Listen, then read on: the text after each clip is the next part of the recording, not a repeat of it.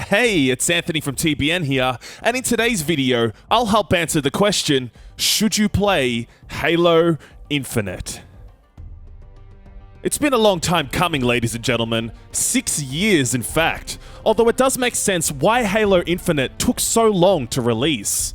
A fully fleshed out open world design is a dramatic step for the series, and as one could imagine, this approach definitely raises a few eyebrows.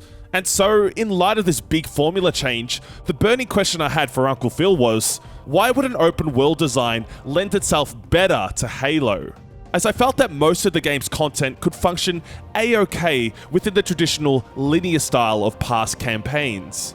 This isn't to knock the game for trying out something new, because it does feel fresh, but at the same time, it almost seems like it's jumping on the non-linear hype train just for the sake of it, since a large portion of the main and side story missions almost always involve taking over a base, exploring a labyrinth, eradicating a target, assisting Marines, or taking over a base. So hopefully you can see what I'm getting at. That all being said, Halo Infinite's campaign is still a lot of fun to play and controls as smooth as butter. Facing off against the Covenant and the Banished from Halo Wars 2 is just as fast and frenetic as you'd expect, and the sounds of combat pop with a huge visual and audible impact. There is a bit of AI awkwardness at times, but these moments are few and far between. The weapon selection feels quite varied though, and I found myself utilizing almost every single option available. Whether that be the classic Needler, Cindershot, Bulldog, or Energy Sword, you're bound to find something you'll enjoy. What's also super cool is that there are tons of weapon pickups all over the map, as well as ammo recharge stations which actively encourage experimentation.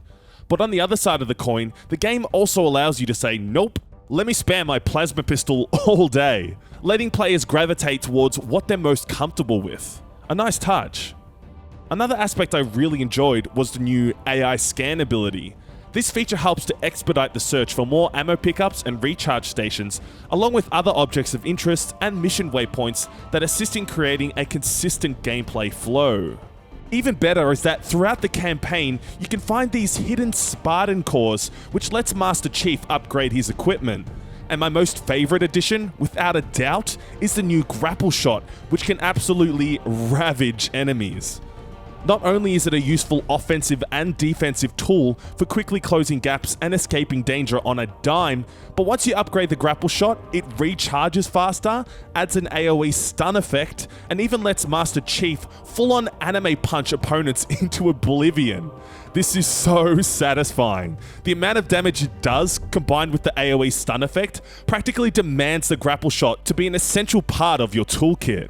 Combine that with the new slide mechanic, drop wall shield, quick dash thruster ability, as well as the threat sensor, which is pretty self-explanatory, and Master Chief suddenly has a whole range of utilities at his disposal. In a similar vein, when tackling the higher difficulties of Halo Infinite, players will need to make use of their full arsenal because it can get ultra intense at times, especially when trying to invade a base, as they're normally packed to the proverbial roof with enemies. Once a base has been captured, however, they can then be used as fast travel points and can even summon weapons, vehicles, and marines for immediate deploy. There is a limit to what you can spawn towards the beginning, as the available selection depends on your overall number of valor points from missions, but nevertheless, it doesn't take long at all to expand the pool of potential loadouts. Speaking of missions and the open world structure in general, how they work is that the player will usually have to shoot down an object of interest, then gun it straight through a barrage of enemies to reach a target or boss encounter. Pure and simple. Because of the more freeform style of Halo Infinite though, you can actually avoid combat more often than not and head directly to a boss if you prefer. Not that you couldn't before, but it's very much a legitimate strategy here, especially if there are way too many enemies on your tail. Unfortunately, I can't show any boss fights for embargo reasons, however, they are really fun to go up against and will absolutely slap you silly if you're not careful. My friend and I, who are both massive Halo fans, died multiple times on normal to a particular heavy type boss early on. So for those who are going for a legendary run, get ready to die a lot. Outside of combat, it's mostly just about setting waypoints, hopping into a vehicle, and moving from mission to mission. I must admit, these in-between sections are the only parts of the game that can start to feel a little dull over time. The player can find a whole stack of hidden Spartan cores, audio logs, and cosmetic items for multiplayer along the way, but there's not that much else going on in terms of content. That's part of the reason why I questioned the open world design change at the start of this review, because considering how everything else is set up, the more loose design starts to feel a little unnecessary at the end of the day. Having said that, I will give props where it's due. Running or flying around Zeta Halo in a Banshee at a near constant 60 FPS on PC Ultra settings looks amazing. Plus, there are a heap of neat visual and musical references to check out from past games in the series, specifically Halo 2 and Combat Evolved.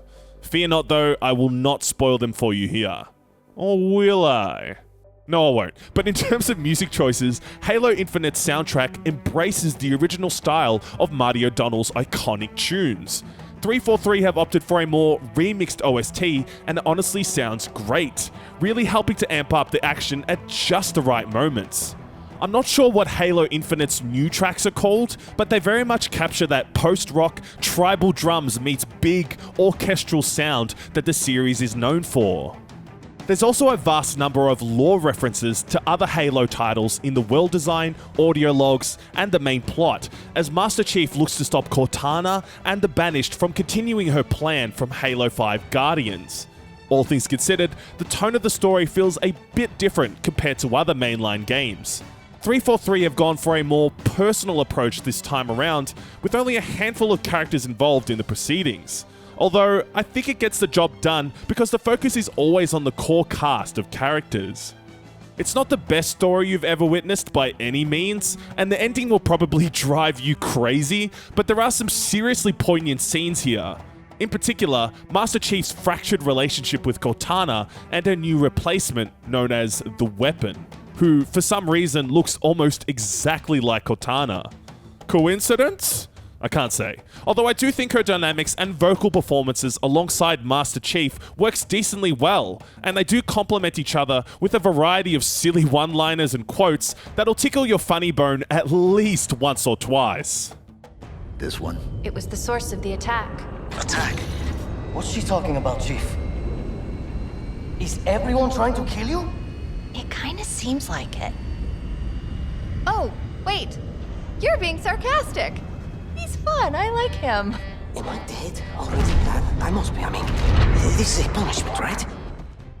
So, should you play Halo Infinite?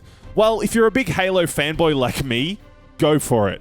Master Chief feels amazing to control, and all the new additions like the grapple shot and thruster only further strengthen the addictive combat. The music, voice acting, and presentation are all top tier, and the abundance of Halo lore is nothing to scoff at. However, the game does fall a bit flat in the story and can't help but feel lacking in terms of content with its open world design. Although, after all's been said and done, Halo Infinite contains a solid 15+ hour main campaign full of tough encounters, boss fights, and memorable moments that are more than worth checking out.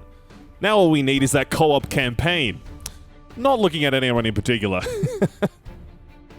Guys, make sure you're subscribed if you haven't already, and check out our team's podcast if you don't think my voice is too annoying. Links in the description. See you guys in the next video.